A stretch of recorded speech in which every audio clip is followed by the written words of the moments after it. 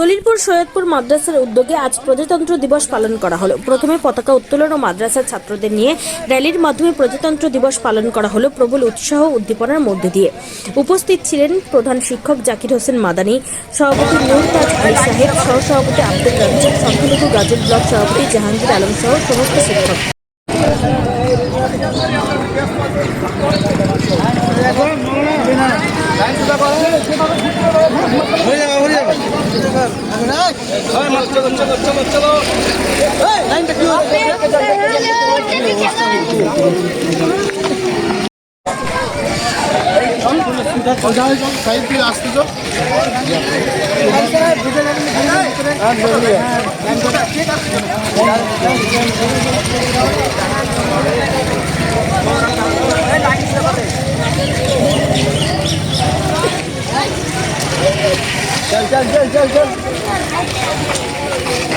খুব সুন্দরভাবে বুঝালেন।